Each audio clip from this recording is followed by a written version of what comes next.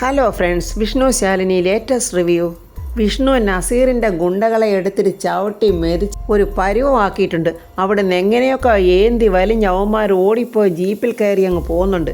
പക്ഷേ അകത്ത് നിൽക്കുന്ന അബൂബക്കർ ഈ സംഭവം ഒന്നും അറിഞ്ഞിട്ടില്ല. രാഘവേട്ടനെ വെല്ലുവിളിക്കുവാണ് അബൂബക്കർ. നിൻ്റെ മകനുണ്ടെന്ന് പറഞ്ഞല്ലോ, ആ അവതാരത്തെ ഇങ്ങോട്ടൊന്ന് വിളിക്ക്. അവൻ്റെ നട്ടെല്ലിളക്കിയെടുത്ത് ഞാൻ എൻ്റെ പിള്ളേർക്ക് ക്രിക്കറ്റ് കളിക്കാൻ കൊടുക്കും എന്നിങ്ങനെ ആളും തരോ അറിയാതെ അബൂബക്കർ വീമ്പളക്കുവാണ്. ആ സമയത്ത് വിഷ്ണു അങ്ങോട്ട് അകത്തോട്ട് കയറി വരുവാണ്. രാഘവേട്ടനോട് ഇങ്ങനെയൊക്കെ സംസാരിക്കുന്നത് കേട്ടോണ്ട് വിഷ്ണു ഇങ്ങോട്ട് വന്ന ഒരൊറ്റ ചവിട്ട് അബൂബക്കറിൻ്റെ വയറ്റത്ത്. വിഷ്ണുവിൻ്റെ ചവിട്ട് കൊണ്ടതും അബൂബക്കർ പറന്നടിച്ച് ആ സെറ്റിയിൽ പോയി അങ്ങ് വീഴുവാണ്. എന്നിട്ട് തലങ്ങും വിലങ്ങും നമ്മുടെ വിഷ്ണു അവനെ ഇട്ടങ്ങ് പെരുമാറുന്നുണ്ട്. അടികൊണ്ട് പൊളയുവാണ് അബൂബക്കർ. നീ എൻ്റെ അച്ഛൻ്റെ ദേഹത്ത് തൊട്ടോടാ, നിന്റെ നട്ടൽ ഞാനാടാ വലിച്ചൂരാൻ പോകുന്നത് എന്നും പറഞ്ഞ് ചവിട്ടും ഇടിയും ശരിക്ക് കൊടുക്കുവാണ്. നിനക്ക് നട്ടല്ലുണ്ടായിട്ടാണോടാ നീ എൻ്റെ നട്ടല് വലിച്ചൂരാൻ വന്നത്? കാണണോടാ എന്നും പറഞ്ഞ് വിഷ്ണു അവൻ്റെ കയ്യിൽ കിടന്ന ആ ഇടിവള വലിച്ചങ്ങ് ഊരുവാണ്. നീ ഇത് കണ്ടോ എൻ്റെ ഈ ഇടിവള? ഇത് വെച്ച് നിൻ്റെ മൂക്കിനൊന്ന് തന്നാലുണ്ടല്ലോ, നിൻ്റെ മൂക്കിൻ്റെ പാലം തെറിച്ചു പോവും. എൻ്റെ ഈ ഒരൊറ്റ ഇടിക്ക് നീ ഇല്ലടാ പിന്നെ എന്നൊക്കെ പറഞ്ഞ് വിഷ്ണു വീണ്ടും ചവിട്ട് ഇടിയൊക്കെ കൊടുക്കുന്നുണ്ട്. അബൂബക്കർ പെട്ടെന്ന് എങ്ങനെയൊക്കെ എഴുന്നേറ്റിട്ട് വിഷ്ണുവിനോട് പറയാ, എടാ നിൻ്റെ ഭാര്യ കളക്ടറാണെന്നും പറഞ്ഞേ എന്നുള്ള അഹങ്കാരമാണ് നിനക്കുള്ളതെങ്കിൽ അത് നാളത്തോടങ്ങ് തീരുവടാ. അതിനുള്ള പണിയൊക്കെ ഒപ്പിച്ച് വെച്ചിട്ടാടാ ഞാനിങ്ങോട്ട് വന്നത്. അത് കേട്ട് വിഷ്ണു വീണ്ടും കലി ഇളകുവാണ്. എടാ എൻ്റെ കൈത്താങ്ങിന് താഴെയാണാ നീ ഇപ്പോഴും നിൽക്കുന്നത്. നീ പിന്നെയും എന്നെ വെല്ലുവിളിക്കുന്നോടാ. ചുമ്മാതല്ലടാ, നിൻ്റെ ഈ സ്വഭാവത്തിനാടാ ആ പെങ്കൊച്ച് അവിടെ നിന്ന് ഒളിച്ചോടി പോയത്. ആ സുബൈർക്ക എത്ര നല്ല മനുഷ്യനായിരുന്നു. അദ്ദേഹത്തിൻ്റെ ചെരുപ്പിൻ്റെ ഒരു വാറാകാനുള്ള യോഗ്യത പോലും നിനക്കില്ലല്ലോടാ. അത്രയ്ക്കുള്ള യോഗ്യതയെ നിനക്കുള്ളു. ഇപ്പോഴേ നൂർജഹാൻ പോയില്ലേ, അതുപോലെ നാളെ നിൻ്റെ ഭാര്യയെ നിന്നെ ഉപേക്ഷിച്ചിട്ട് പോവുകടാ. അത്രയ്ക്ക് നീചനും വൃത്തികെട്ടവനുമാടാ നീ എന്നൊക്കെ പറഞ്ഞ് വിഷ്ണു വീണ്ടും അവന് രണ്ടടി കൊടുക്കുന്നുണ്ട്. സത്യാമ്മയും രാഘവേട്ടനും ഇതൊക്കെ കണ്ടിങ്ങനെ പേടിച്ച് നിൽക്കുവാണ്. വിഷ്ണു എന്നിട്ട് അബൂബക്കറെ വലിച്ചഴച്ച് കൊണ്ടുവന്ന് അവൻ്റെ കാറിൻ്റെ മുന്നിലോട്ടിട്ട് കൊണ്ടുവന്നിട്ട് കാറ് തുറന്ന് അങ്ങോട്ട് വലിച്ചെറിയുവാണ് സീറ്റോട്ട്. മര്യാദയ്ക്ക് വണ്ടി എടുത്തോട്ട് പോടാ, ഈ വഴിക്ക് നീ വന്നേക്കരുത് എന്നും പറഞ്ഞ് കാറിൻ്റെ ഡോറ് വലിച്ചങ്ങ് ആഞ്ഞടയ്ക്കുവാണ്. അബൂബക്കർ ഒന്ന് പേടിക്കുന്നുണ്ട്. അബൂബക്കർ നോക്കുമ്പോൾ കൂടെ വിളിച്ചോണ്ട് വന്ന ഗുണ്ടകളുമില്ല, അവരുടെ ജീപ്പുമില്ല. ഇനി അവിടെ നിന്നാൽ പണി പാളും. വിഷ്ണു എടുത്തിട്ട് ശരിക്ക് പെരുമാറുമെന്ന് അവനറിയാം. പെട്ടെന്ന് കാറും എടുത്ത് അബൂബക്കർ അവിടുന്ന് പോവുകയാണ്. വിഷ്ണുവിൻ്റെ ദേഷ്യവും അടിയും എല്ലാം കണ്ട് രാഘവേട്ടനും ഭാമയും ഇങ്ങനെ ഭയന്ന് നിൽക്കുവാണ്. എന്നിട്ട് അവർ പതുക്കെ ഉമ്മറത്തോട്ട് വരുന്നുണ്ട്. രാഘവേട്ടൻ വന്ന് വിഷ്ണുവിനോട് ചോദിക്കുന്നു, എടാ മക്കളെ എന്തെങ്കിലും പറ്റിയോടാ നിനക്ക്? എനിക്കൊന്നും പറ്റിയില്ലച്ചാ. അച്ഛനും അമ്മയ്ക്കും എന്തെങ്കിലും പറ്റിയോ? നിങ്ങളെ ഹോസ്പിറ്റലെങ്ങാനും കൊണ്ടുപോകണോ എന്നൊക്കെ ഇങ്ങനെ വിഷ്ണു വിഷമത്തോടെ ചോദിക്കുവാണ്. വേണ്ടടാ മോനെ, അതിനൊക്കെ കുഴപ്പമൊന്നുമില്ല. അതിന് മുമ്പ് തന്നെ എൻ്റെ മോനിങ് എത്തിയില്ലേ. രാഘവേട്ടൻ ഇങ്ങനെ വിഷ്ണുവിനോട് പറയുമ്പോൾ സത്യാമ്മ ആകെ സങ്കടത്തോടെ കണ്ണ് നിറഞ്ഞുകൊണ്ട് വിഷ്ണുവിനെ തന്നെ ഇങ്ങനെ നോക്കി നിൽക്കുവാണ്. രാഘവേട്ടൻ പറയുന്നു, ഇന്ന് ഒരുപാട് സന്തോഷിച്ച ദിവസമല്ലേ, അപ്പോഴൊരു വിഷമം ഉണ്ടായെന്ന് മാത്രം അവൻ കരുതിയാൽ മതി. പിന്നെ എടാ മോനെ, നിൻ്റെ ഭാര്യ ഉണ്ടാക്കിയ പായസത്തിൻ്റെ രുചിയുണ്ടല്ലോ, അത് ഇപ്പോഴും എൻ്റെ നാവിൽ നിന്ന് അങ്ങോട്ട് പോയിട്ടില്ല. രാഘവേട്ടൻ ഇങ്ങനെ വിഷ്ണുവിനോട് പറയുമ്പോൾ അതൊക്കെ ശ്രദ്ധിച്ചുകൊണ്ട് സത്യാമ്മ വിഷ്ണുവിനെ നോക്കി നിൽക്കുവാണ്. രാഘവേട്ടൻ പതുക്കെ വിഷ്ണുവിൻ്റെ അടുത്ത് വന്നിട്ട് ചെവിയിലോട്ട് പറയുന്നു, എടാ മോനെ, ആ പായസത്തിൻ്റെ രുചിയെ ഇപ്പോഴേ നിൻ്റെ അമ്മയുടെ നാവിൻ തുമ്പിൽ നിൽക്കുക. അപ്പോൾ വിഷ്ണു അതിശയത്തോടെ രാഘവേട്ടനെ ചോദിക്കുന്നു, അച്ഛാ അപ്പോൾ ഞാൻ കൊടുത്തുവിട്ട ഭക്ഷണം അമ്മ കഴിച്ചോ? കഴിച്ചു മോനെ. മോനിപ്പോൾ അതിനെക്കുറിച്ച് ഒന്നും ചോദിക്കണ്ട. ഭാമയല്ലേ, സത്യഭാമ. പിന്നെ ദോഷം കേട് പറയരുത്. നിൻ്റെ കാര്യത്തിൽ അവൾക്ക് ഇപ്പോഴും ഒരു ഭാവവും ഇല്ല. അതെനിക്ക് മനസ്സിലായടാ മക്കളെ. അപ്പോൾ സത്യാമ്മ ഇങ്ങനെ അച്ഛനെയും മകനെയും സൂക്ഷിച്ച് നോക്കുവാണ്. അപ്പോഴും സത്യാമ്മ സങ്കടത്തിൽ തന്നെയാണ് നിൽക്കുന്നത്. വിഷ്ണുവിനോട് ഒരുപാട് കാര്യങ്ങൾ പറയാനും ചോദിക്കാനും ഒക്കെ ഉണ്ട്. പക്ഷേ സത്യാമ്മയുടെ ഈഗോ അതിനനുവദിക്കുന്നില്ല. പരസ്പരം അമ്മയും മകനും ഇങ്ങനെ കുറച്ചു നേരം നോക്കുകയൊക്കെ ചെയ്യുന്നുണ്ട്. അമ്മ ഒന്നും മിണ്ടാത്തതിൽ വിഷ്ണുവിന് നല്ല വിഷമമുണ്ട്. അത് കണ്ടുകൊണ്ട് നമ്മുടെ രാഘവേട്ടൻ പറയുന്നു, എൻ്റെ മക്കളെ നീ വിഷമിക്കണ്ടാടാ, നിൻ്റെ അമ്മയുടെ സ്നേഹവും പ്രാർത്ഥനയൊക്കെ എപ്പോഴും നിൻ്റെ കൂടെ തന്നെയുണ്ട്. അപ്പോൾ സത്യാമ്മ അകത്തോട്ട് പോയി ആ കഴിച്ചുകൊണ്ടിരുന്ന സദ്യയാണല്ലോ അബൂബക്കർ വലിച്ചെറിഞ്ഞത്, അതെല്ലാം പോയി നിന്ന് ഭയങ്കര സങ്കടത്തോടെ കരയുവാണ് സത്യാമ്മ. അതൊക്കെ കണ്ടിട്ട് ചോറും കറിയും ഇലയെല്ലാം താഴേക്ക് വലിച്ചെറിഞ്ഞ് ബാക്കിയുള്ള പായസവും കറികളും എല്ലാം ആ ഡൈനിങ് ടേബിളിൽ ഇങ്ങനെ വലിച്ചെറിഞ്ഞിട്ടിരിക്കുവാണ്. അതൊക്കെ കണ്ടിട്ട് സത്യാമ്മ കരയുവാണ്. സത്യാമ്മ അങ്ങനെ കരഞ്ഞ് കണ്ണുനീർ തുടയ്ക്കുന്നത് ജനലിൽ കൂടെ നമ്മുടെ വിഷ്ണു കാണുന്നുണ്ട്. അങ്ങനെ സത്യാമ്മ കണ്ണുനീരും തുടച്ചുകൊണ്ട് വിഷ്ണുവിനെ നോക്കുവാണ്. അമ്മയും മകനും അങ്ങനെ പരസ്പരം നോക്കി നിൽക്കുവാണ്. അമ്മയുടെ ആ ഓരോ തുള്ളി കണ്ണുനീരിനും അമ്മയുടെ ആ വിഷമത്തിനും ഈ മകൻ പ്രതികാരം ചെയ്തിരിക്കും എന്ന് ഉറപ്പ് വരുത്തുവാണ് നമ്മുടെ വിഷ്ണു അവിടെ നിന്ന്. ഈ സമയം ശാരദാമ്മയുടെ വീട്ടിലോട്ട് അനൂപ് കാറിൽ വന്നിരിക്കുവാണ്. കാറിന്റെ ശബ്ദം കേട്ടിട്ട് നൂർജഹാൻ നോക്കുമ്പോൾ അനൂപാണ്. അവൾ പെട്ടെന്ന് സന്തോഷത്തോടെ അങ്ങോട്ട് ഓടി വരുവാണ് അനൂപിൻ്റെ അടുത്തോട്ട്. ഇവിടുന്ന് പോയിട്ട് എത്ര ദിവസമായി അനൂപ് എന്നിങ്ങനെ പിണക്കവും പരാതിയൊക്കെ പറയുന്നുണ്ട് നമ്മുടെ നൂർജഹാൻ. ഇപ്പോഴെന്തിനാ ഇങ്ങോട്ട് വന്നത്? ഇപ്പോൾ തന്നെ തിരിച്ചു പോകാനാണോ? അനൂപിന് എന്നെ കാണാതിരിക്കാൻ സാധിക്കുമായിരിക്കും, പക്ഷേ എനിക്കങ്ങനെ പറ്റില്ല എന്നിങ്ങനെ നൂർജഹാൻ പറയുമ്പോൾ അനൂപ് ചിരിച്ചോണ്ട് പറയുന്നു, പറഞ്ഞോ തൻ്റെ വായിലിരിക്കുന്ന മുഴുക്ക കേൾക്കാൻ വേണ്ടിയാണ് ഞാനിങ്ങോട്ട് വന്നിരിക്കുന്നത്. നൂർജഹാൻ്റെ ഈ പരിഭവം പരാതിയൊക്കെ കേട്ടിട്ട് അനൂപ് ചിരിച്ച് നല്ല കൂളായിട്ട് അങ്ങനെ നിൽക്കുവാണ്. അകത്തുനിന്ന് ശാരദാമ്മ അപ്പോഴങ്ങോട്ട് ഇറങ്ങി വരുന്നുണ്ട്. അനൂപ് നൂർജഹാനോട് ചോദിക്കുന്നു, ഇവിടെ നിൽക്കാൻ എന്താ ഇത്ര മടി? എന്തെങ്കിലും പേടിയുണ്ടോ? ഏതോ എന്തെങ്കിലും പ്രശ്നമുണ്ടോ? അപ്പോൾ ശാരദാമ്മ അങ്ങോട്ട് വന്നിട്ട് ചോദിക്കുന്നു, അനൂപ് നീ വന്ന ശബ്ദം ഞാൻ കേട്ട് എന്ന് പറയുവാണ്. എന്നിട്ട് നൂർജഹാൻ്റെ മുഖത്തോട്ട് നോക്കിയിട്ട് പറയുന്നു, അനൂപ് വന്നില്ലല്ലോ എന്ന് പറഞ്ഞിട്ട് ഇപ്പോൾ അനൂപ് വന്നിട്ട് മുഖത്തൊരു സന്തോഷം കാണുന്നില്ലല്ലോ, എന്താ നൂറേ? നൂർജഹാൻ എന്താ ചിരിക്കാനൊക്കെ അങ്ങ് മറന്നുപോയോ? അപ്പോൾ അനൂപ് ചിരിച്ചോണ്ട് പറയുക, അത് ശാരദാമ്മ ഞാൻ ഇപ്പം തന്നെ അങ്ങ് തിരിച്ചു പോകുമെന്ന് പറഞ്ഞ് അതിൻ്റെ ദേഷ്യത്തിലാണ് ഇപ്പം നൂർജഹാൻ ഇങ്ങനെ നിൽക്കുന്നത്. കണ്ടോ സത്യാമ്മേ, അനൂപ് വന്നത് ഇപ്പം തന്നെ തിരിച്ചു പോകാനാണെന്ന്. എന്നെ എന്തിനാ ഇങ്ങനെ കണ്ണുനീര് കുടിപ്പിക്കുന്നത്? അനൂപ് വിളിക്കുന്ന എവിടേക്കാണെങ്കിലും ഞാൻ വരാം, എന്ത് കഷ്ടപ്പാട് സഹിക്കാനായാലും ഞാൻ സഹിച്ചോളാം എന്നിങ്ങനെ പാവം നൂർജഹാൻ കരഞ്ഞോണ്ട് പറയുവാണ്. അപ്പോൾ അനൂപ് ഇങ്ങനെ ചിരിച്ചോണ്ട് പറയുവാണ്, അത് നൂറെ ഞാനിപ്പോൾ പോയിട്ട് ഒരു 3-4 മാസം കഴിഞ്ഞിട്ട് വരാം, അതുവരെ താനിവിടെ നിൽക്ക്. 3-4 മാസം കഴിഞ്ഞിട്ടോ? എന്തുവാ അനൂപെ താൻ ഈ പറയുന്നത്? അനൂപെ അത് പറ്റില്ല, എവിടേക്കാണേലും എന്നെ കൊണ്ടുപോകും. ഞാൻ പറഞ്ഞല്ലോ എത്ര കഷ്ടപ്പാട് വേണമെങ്കിലും ഞാൻ സഹിച്ചോളാമെന്ന്. എന്നെ കൂടെ ഒന്ന് കൊണ്ടുപോകും അനൂപെ എന്നിങ്ങനെ കരയുവാണ്. ഞാനിവിടെ എങ്ങാനും ഉണ്ടെന്നറിഞ്ഞാൽ മാമ ഇവിടെ തിരക്കി വരും. ഇവിടെ ഉള്ളവർക്കും അത് വലിയ ബുദ്ധിമുട്ടാണ്. ഒന്നുകിൽ മാമ എന്നെ ഇവിടുന്ന് പിടിച്ചോണ്ട് പോയിട്ട് കൊല്ലും, അല്ലെങ്കിൽ ഞാൻ ഇവിടെ നിന്ന് ഹൃദയം പൊട്ടി മരിക്കും എന്നിങ്ങനെയൊക്കെ നൂർജഹാൻ പറയുന്നത് കേട്ടുണ്ട് ശാരദാമ്മയും അനൂപും ചിരിക്കുന്ന കണ്ടുകൊണ്ട് നൂർജഹാൻ ഒന്നും മനസ്സിലാകുന്നില്ല. അത് കണ്ടിട്ട് ശാരദാമ്മ നൂർജഹാനോട് പറയുന്നു, എൻ്റെ പൊന്നു കൊച്ചെ, നീ പോയി നിൻ്റെ ബാഗും സാധനമൊക്കെ എടുത്തോണ്ട് വാ, അവനെ വന്നിരിക്കുന്ന നിന്നെ കൊണ്ടുപോകാന്. കുറച്ച് മുമ്പേ എന്നെ അനൂപ് വിളിച്ചിരുന്നു, അതുകൊണ്ടാണ് ഞാൻ നിന്നോടൊരു സ്ഥലം വരെ പോകാനാണ് ഒരുങ്ങി നിൽക്കാൻ പറഞ്ഞത്. അതേ, നിന്നെ അനൂപിൻ്റെ കൂടെ പറഞ്ഞു വിടാൻ വേണ്ടിയായിരുന്നു. ഇപ്പം മനസ്സിലായോ? ശാരദാമ്മ അങ്ങനെ പറഞ്ഞത് കേട്ടതും അനൂപിന് ഭയങ്കര സന്തോഷമായി. അവൾ സന്തോഷം കൊണ്ട് സഹിക്കാനാകാതെ ചോദിക്കുന്നു, സത്യമാണോ അനൂപ് ഈ പറയുന്നത്? എന്നെ കൊണ്ടുപോകാനാണോ അനൂപ് വന്നത്? ഞാൻ ഇപ്പോൾ പോയി എൻ്റെ ബാഗ് എടുത്തുകൊണ്ട് വരാം എന്നും പറഞ്ഞ് സന്തോഷത്തോടെ നൂർജഹാൻ അകത്തോട്ട് ഓടുവാണ്. ശാരദാമ്മ അനൂപിനോട് പറയുന്നത്, വാ മോനെ അകത്തോട്ട് കയറിയിരിക്കുക, നിനക്ക് ചായ എടുത്തു തരാം എന്നും പറഞ്ഞ് അവർ രണ്ടുപേരും അകത്തോട്ട് പോവുകയാണ്. സന്തോഷത്തോടെ ഇങ്ങനെ നൂർജഹാൻ സാധനങ്ങളൊക്കെ പെറുക്കി അടുക്കിക്കൊണ്ട് നിൽക്കുമ്പോൾ ശാരദാമ്മ അടുത്ത് വന്നിട്ട് ചോദിക്കുന്നു, നീ എന്നാ മോളെ ഇങ്ങോട്ടൊക്കെ വരുന്നത്?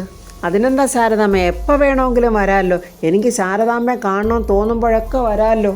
നൂർജഹാൻ അങ്ങനെ പറഞ്ഞത് കേട്ട് ശാരദാമ്മ നൂർജഹാൻ്റെ കയ്യിലോട്ട് കയറി പിടിച്ചിട്ട് പറയുന്നു, മോൾ എനിക്കൊരു അമ്മയുടെ സ്ഥാനമാണ് തന്നിരിക്കുന്നത്. ഞാൻ എൻ്റെ മക്കളെ പോലെയാണ് മോളെയും ഞാൻ സ്നേഹിക്കുന്നത്. ഞാനിപ്പോൾ മോളോട് പറയാൻ പോകുന്ന കാര്യം മോൾ ശ്രദ്ധിച്ച് കേൾക്കണം. അത് കേട്ടിട്ട് നൂർജഹാൻ ചോദിക്കും, അതെന്തുവാ ശാരദാമ്മേ? അന്നേരം ആ സമയത്ത് ജനലിൻ്റെ അരികിൽ വന്ന് ശാരി ഇതെല്ലാം ഒളിഞ്ഞു നോക്കുന്നുണ്ട്. ശാരദാമ്മ അങ്ങനെ നൂർജഹാനോട് പറയുവാണ്, അന്ന് രാത്രിയിലെ മോളുടെ മാമൻ്റെ മോനൻ നസീർ ഇവിടെ വന്നായിരുന്നല്ലോ, പക്ഷേ അന്ന് അവൻ ഇവിടെ വന്ന കാര്യം മോൾ ഒരു കാരണവശാലും അനൂപിനോട് പറയരുത്. അതെന്താ സത്യാമ്മേ അങ്ങനെ പറഞ്ഞത്? അന്ന് മുതലാണല്ലോ നസീറിക്കായി കാണാതായത്. ശരിക്കും നസീറിക്കായ്ക്ക് എന്താ ശാരദാമ്മ സംഭവിച്ചത്? ശാരദാമ്മ ഒന്ന് പതറുന്നുണ്ട്, എന്നിട്ട് പിടിച്ചു നിൽക്കുവാണ്. എന്നിട്ട് നൂറിനോട് പറയുന്നത്, അതൊന്നും എനിക്കറിയില്ല, അവൻ ജീവിച്ചിരിക്കുന്നുണ്ടോ മരിച്ചോ എന്നൊന്നും എനിക്കറിയില്ല. ചിലപ്പോഴവൻ്റെ കൂട്ടുകാരുടെ അടുത്തെങ്ങാനും പോയതായിരിക്കും. ഞാനിപ്പോൾ പറയുന്ന മോൾ അനുസരിക്ക്, ഈ വിവരം ഒരു കാരണവശാലും അനൂപിനോട് പറയരുത്. ഇതൊക്കെ ഇപ്പോൾ എന്തിനാ ഞാൻ പറയുന്നതെന്ന് വെച്ചാൽ പിന്നീട് ഒരിക്കൽ മോക്ക് മനസ്സിലാകും ഇതിൻ്റെ കാരണങ്ങളൊക്കെ എന്തായിരുന്നെന്ന്. എന്തോ പ്രശ്നമുണ്ടെന്ന് മാത്രം നൂറിന് മനസ്സിലായി. പക്ഷേ ശാരദാമ്മയോട് സമ്മതിക്കുന്നുണ്ട് അനൂപിനോടൊന്നും പറയും. അങ്ങനെ ഒരു സാധനങ്ങളൊക്കെ ഇങ്ങനെ പെറുക്കി വെച്ചുകൊണ്ടിരിക്കുവാണ്. ശാരിക ഇതെല്ലാം ജനലിൻ്റെ അടുത്ത് നിന്ന് കാണുന്നുണ്ട്. പക്ഷേ അവർ കാണാതിരിക്കാൻ അവളൊന്ന് മറിഞ്ഞു മാറി നിന്ന് ഇതെല്ലാം കേൾക്കുകയും ചെയ്യുന്നുണ്ട്. ശാരിക ഇങ്ങനെ മനസ്സിൽ പറയുന്നുണ്ട്, എന്താ അമ്മ അങ്ങനെയൊക്കെ നൂറിനോട് പറഞ്ഞത്? അപ്പോഴെന്തോ ഇവിടെ സംഭവിച്ചിട്ടുണ്ടല്ലോ, ഇവരൊക്കെ എന്തൊക്കെയോ ഒളിക്കുന്നുണ്ട് എന്നൊക്കെ ഇങ്ങനെ ശാരിക മനസ്സിൽ ഓർക്കുവാണ്. ഈ സമയം അബൂബക്കറിൻ്റെ വീട്ടിൽ IG ഹമീദും ഒക്കെ വന്നിട്ടുണ്ട്. നസീറിൻ്റെ ഗുണ്ടകളും ഉണ്ട്. എല്ലാവരുടെ ഭയങ്കര ചർച്ചയാണ്. ഹമീദ് അബൂബക്കറോട് പറയുന്നുണ്ട്, ഇവിടെ താൻ ഇങ്ങനെ എപ്പോഴും എന്നെ വിളിച്ചോണ്ടിരുന്നാൽ ഓടി വരാനേ ഞാൻ തൻ്റെ കളിപ്പിള്ളയൊന്നും അല്ല, IG റാങ്കിലുള്ള ഒരു ഉദ്യോഗസ്ഥനാണ് ഞാൻ. അബൂബക്കർ ഇങ്ങനെ തിളച്ച് മറിഞ്ഞു നിൽക്കുവാണ്. അതൊക്കെ എനിക്കറിയാം. എനിക്ക് എൻ്റെ മകൻ നഷ്ടപ്പെട്ടു.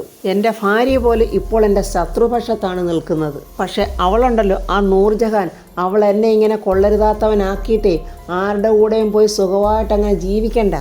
എടോ അബൂബക്കറെ, അതിന് നമ്മൾ അന്വേഷിക്കുന്നുണ്ടല്ലോ. പെട്ടെന്ന് ഒരു വീട്ടിലോട്ട് കയറി ചെന്ന് ഞങ്ങൾക്ക് സംശയമുണ്ട് എന്നും പറഞ്ഞ് അന്വേഷിക്കാനൊന്നും പറ്റത്തില്ല. ഇതിനൊക്കെ വേണ്ട തെളിവുകളൊക്കെ നമ്മുടെ കയ്യിൽ വേണം. അല്ലെങ്കിൽ ഇപ്പോൾ വിഷ്ണുവിൻ്റെ വീട്ടിൽ ചെന്ന് അടി വാങ്ങിച്ചുകൊണ്ട് പോകുന്നില്ലേ? എടോ തന്നെ കൊണ്ടാവുമോ എന്നെ തല്ലി ആ വിഷ്ണുവിനെ പിടിച്ചൊന്ന് അകത്തിടാന്? ഹമീദ് ദേഷ്യത്തോടെ പറയുക. അതെ, എന്നിട്ട് വേണം എൻ്റെ സർവീസിൽ റെഡ് മാർക്ക് വീഴാൻ. എടോ താൻ കാണിച്ചത് ഭവനഭേദനമാണ്, വീട് കയറി അതിക്രമമാണ് കാണിച്ചിരിക്കുന്നത്. അവൻ്റെ അച്ഛനെയും അമ്മയും സുഖമില്ലാത്ത അവരെ ഹോസ്പിറ്റലിൽ കൊണ്ട് അഡ്മിറ്റ് ആക്കിയിട്ടേ അവനൊരു കേസ് അങ്ങോട്ട് കൊടുത്താലേ പിന്നെ താൻ അകത്ത് കിടക്കും. ഇതെല്ലാം കേട്ട് ഒന്ന് ശബ്ദിക്കാൻ പോലും കഴിയാതെ പേടിച്ച് വിറച്ച് നിൽക്കുവാണ് സുബൈദ. കാരണം സുബൈദയെ ഒരുപാട് ഉപദ്രവിച്ചിട്ടുണ്ടല്ലോ അബൂബക്കർ. പാവം അങ്ങനെ പേടിച്ച് നിൽക്കുവാണ്. എടോ ഹമീദെ, എനിക്ക് പൈസ ഒരു പ്രശ്നമല്ല. എത്രയും പെട്ടെന്ന് എന്നെ ചതിച്ചിട്ട് പോയ അവളെ കണ്ടുപിടിക്കണം. ഹമീദ് അപ്പോൾ അബൂബക്കറോട് പറയുന്നുണ്ട്, സൈബർ സെല്ലിൽ അവിടെ നമ്പർ കൊടുത്തിട്ടുണ്ടല്ലോ, അവരിപ്പോൾ വിളിക്കട്ടെ. അപ്പോൾ നമ്മൾക്ക് പോയി അന്വേഷിക്കാം. ഇത്രയും പ്രഗത്ഭരായ ഉദ്യോഗസ്ഥർ കേരള പോലീസിൽ മാത്രമേ ഉള്ളൂ. എത്ര പെട്ടെന്ന് അവർ കേസുകൾ തെളിയിക്കുന്നതെന്നറിയാവോ? എന്നിങ്ങനെ IG ഹമീദ് പറഞ്ഞത് കേട്ട് അബൂബക്കർ പൊട്ടിത്തെറിക്കുവാണ്. തൻ്റെ കേരള പോലീസിനെ കുറിച്ചൊന്നും എന്നോടൊന്നും പറയണ്ട, എന്നിട്ട് എൻ്റെ മകനെ കണ്ടുപിടിക്കാൻ നിങ്ങളെ കൊണ്ട് കഴിഞ്ഞോ എന്നും പറഞ്ഞ് വിറയ്ക്കുവാണ് അബൂബക്കർ. ഞാൻ വീണ്ടും പറയുക, പണം എനിക്കൊരു പ്രശ്നമല്ല. എത്ര വേണമെങ്കിലും ഞാൻ മുടക്കാം. നിങ്ങൾ എത്രയും പെട്ടെന്ന് അവളെ ഒന്ന് കണ്ടുപിടിക്കും. ആ സമയത്ത് ഹമീദിൻ്റെ ഫോണിലോട്ടൊരു കോൾ വരുന്നുണ്ട്. സൈബർ സെല്ലിൽ നിന്നാണ് വിളിക്കുന്നത്. ടവർ ലൊക്കേഷൻ കിട്ടി. അവരങ്ങനെ കാര്യങ്ങളൊക്കെ പറഞ്ഞു കൊടുക്കുന്നുണ്ട് IG ഹമീദിന്. അപ്പോൾ ഉടനെ തന്നെ IG അബൂബക്കറോട് പറയുന്നു, നമ്മൾ ഉദ്ദേശിച്ച പോലെ നൂർജഹാൻ ആ കുടുംബശ്രീ ശാരദയുടെ വീട്ടിലുണ്ട്. എന്നാ വാ, എത്രയും പെട്ടെന്ന് നമുക്ക് അങ്ങോട്ട് പോവാം, അവളെ അവിടുന്ന് പൊക്കണം എന്നും പറഞ്ഞ് ധൃതി പിടിക്കുവാണ് അബൂബക്കർ. അവൾ അവിടുന്ന് രക്ഷപ്പെട്ട് ഒരിടത്തേക്കും പോകാൻ പാടില്ല എന്നും പറഞ്ഞ് അവരെല്ലാവരും അവിടുന്ന് പോവുകയാണ്. ഇതൊക്കെ കേട്ടോണ്ടിങ്ങനെ നിൽക്കുവാണ് സുബൈദ. പാവം സുബൈദയ്ക്ക് എന്തെങ്കിലും ചെയ്യാൻ പറ്റുമോ എന്നൊന്നും അറിയില്ല. ഈ സമയം വിഷ്ണു ആണെങ്കിൽ വീടിൻ്റെ ഉമ്മറത്തിങ്ങനെ ആലോചിച്ചുകൊണ്ടിരിക്കുവാണ്. പപ്പിയും സത്യമോളും ക്രിക്കറ്റ് കളിക്കുവാണ്. ശാരദാമ്മയുടെ വീട്ടിൽ അന്ന് രാത്രിയിൽ നൂറിനെ രക്ഷിച്ചുകൊണ്ട് പോകാനായിട്ട് ചെന്നപ്പോൾ ശാരദാമ്മ വളരെ വെപ്രാളപ്പെട്ടാണല്ലോ അന്ന് ആ കതക് തുറന്നത്. ശാരദാമ്മയുടെ മുഖത്തൊരു പേടിയൊക്കെ ഉണ്ടായിരുന്നല്ലോ എന്നൊക്കെ ഇങ്ങനെ വിഷ്ണു ആലോചിച്ചുകൊണ്ടിരിക്കുവാണ്. വിഷ്ണുവിനെ അവിടെ വെച്ചാണ് കാണാതെ പോയതെന്നാണല്ലോ പോലീസുകാരും പറയുന്നത്. പപ്പി വിഷ്ണുവിനോട് ചോദിക്കുന്നുണ്ട്, വിഷ്ണുവച്ചാൻ കളിക്കാൻ വരുന്നില്ലേ? ഇല്ല മക്കളെ, നിങ്ങൾ കളിച്ചോ എന്നും പറഞ്ഞ് വിഷ്ണു ഇങ്ങനെ ചിന്തിച്ചിരിക്കുവാണ്. അപ്പോൾ ശാലിനി അകത്തുനിന്ന് ഇറങ്ങി വരുന്നുണ്ട്. കുട്ടികൾ രണ്ടുപേരും കളിക്കുന്നു. വിഷ്ണുവാണ് എന്തോ ചിന്തിച്ചുകൊണ്ടിരിക്കുന്നു. വിഷ്ണുവേട്ടൻ എന്താ കുട്ടികളുടെ കളിക്കാൻ പോയില്ലേ? ഇല്ല, അവർ കുട്ടികൾ കളിക്കട്ടെ എന്നിങ്ങനെ പറയുന്നുണ്ട് വിഷ്ണു. എന്നാലും വിഷ്ണു ഒരു ശ്രദ്ധയില്ലാതാണ് പറയുന്നതൊക്കെ. അങ്ങനെ ശാലിനി പിള്ളേരോടൊപ്പം ക്രിക്കറ്റ് കളിക്കാൻ പോവുകയാണ്. അപ്പോൾ ശാലിനി ശ്രദ്ധിക്കുന്നുണ്ട്, വിഷ്ണു എന്തോ ആലോചിച്ചുകൊണ്ടിരിക്കുവാണല്ലോ എന്ന്. എന്നാൽ മക്കൾ കളിച്ചോ എന്നും പറഞ്ഞ് ശാലിനി വിഷ്ണുവിൻ്റെ അടുത്തോട്ട് വരുവാണ്. വിഷ്ണുവേട്ടാ, എന്തെങ്കിലും പ്രശ്നമുണ്ടോ? ഏയ് ഒന്നുമില്ല എന്നിങ്ങനെ പറയുന്നുണ്ടെങ്കിലും വിഷ്ണുവേട്ടൻ്റെ മനസ്സിൽ എന്തോ കിടന്ന് തിളച്ച് മറിയുന്നുണ്ട്. അതെന്നോട് പറയാൻ പറ്റുന്നതാണെങ്കിൽ പറ, നമുക്കതിന് പരിഹാരം കാണാവുന്നേ. അത് ശാലിനി, ഞാൻ ആ നസീറിനെ കുറിച്ച് ചിന്തിക്കുമായിരുന്നു. എന്നാലും അവനിത് എവിടെ പോയി? അപ്പോൾ ശാലിനി പറയാം, അവൻ അവൻ്റെ കൂട്ടുകാരുടെ കൂടെ എവിടെയെങ്കിലും പോയി കാണും. അവൻ്റെ കുഞ്ഞുനാൾ മുതൽ അവൻ ആഗ്രഹിച്ചുകൊണ്ട് കിടന്നതല്ലേ നൂർജഹാനെ വിവാഹം കഴിക്കാൻ. അത് കിട്ടത്തില്ലെന്ന് മനസ്സിലായപ്പോൾ അവൻ നാട് വിട്ടതായിരിക്കും. തനിക്ക് അവനെ ശരിക്കും അറിയാൻ പാടില്ലാത്തതുകൊണ്ടാണ് ശാലിനി താനിങ്ങനെ പറയുന്നത്.